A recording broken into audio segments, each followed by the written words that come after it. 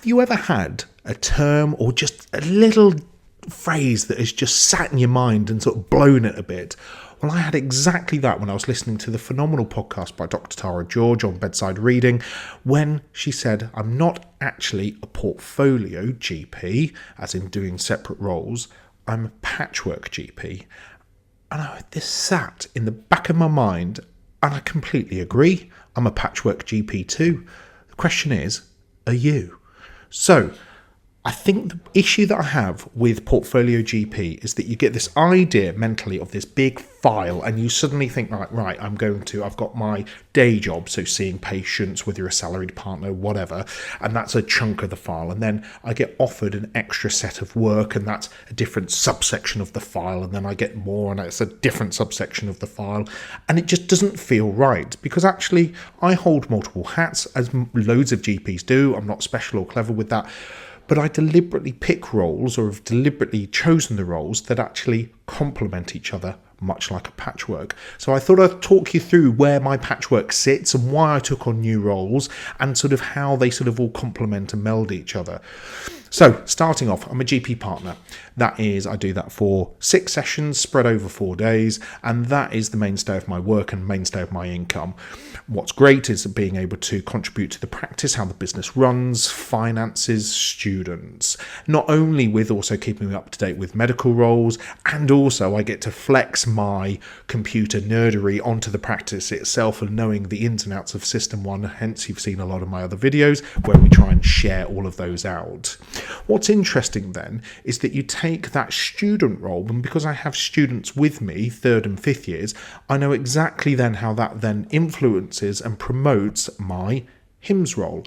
So I'm Associate Director for Hull York Medical School, so effectively I'm there as sort of quality assurance to make sure that the students are getting good educational value, that the practices are looking after them, and actually we're doing what needs to. And so can you see already how with these 2 roles, the fact that I'm doing this extra role, it doesn't sort of drag me away, it actually complements my other roles, because I know the ins and outs of what the students need from my Hull York Medical School role, but also I'm seeing it sort of firsthand and sort of seeing what the students are going through and what the difficulties the practice may face as well. Which rolls on with my stuff that I was doing with the computers and pushing out with GP templates, that actually our local federation said, look, we haven't really got a doctor who's a digital clinical lead. Would you be interested in that? I went, yeah, of course. So what's interesting then is that the stuff that I'm being asked to comment on and to sort of draw my opinion on, I do already. So yes, on paper, it's an additional job role, and, I get paid additional sessions per month for this, but actually it's not extra per se, or it's not me starting scratch. You're building on the foundations that are already there, or making the patchwork look a bit more pretty. Then going even further, the GP trainer. I love training. I love teaching, love training, love bringing on. I've got my new SD3 with me started this week, and it's brilliant.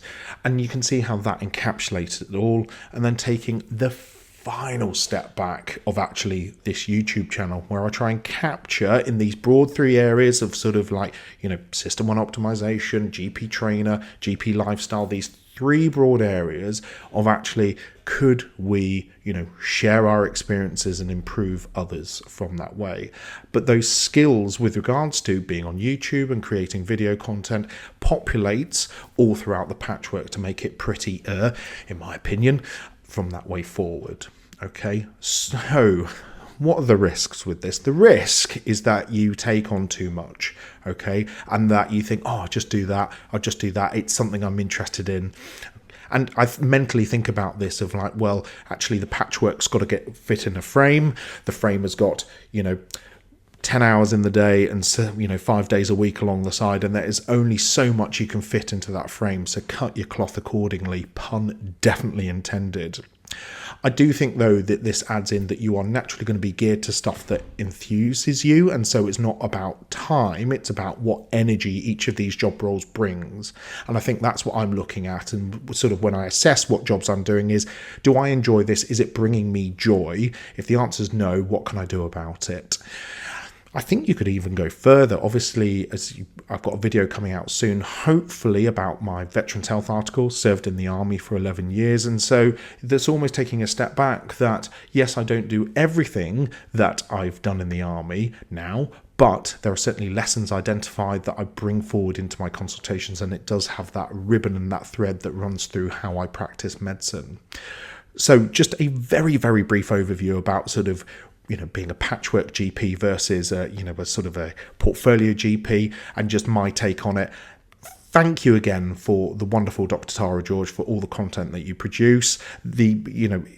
It's a lovely community of doctors that are producing out content, and it's great to be able to sort of touch base with them. So I'll leave links to Bedside Reading Podcast. Huge thanks again for watching this video. Hope you found that useful, and good luck crafting your patchwork career.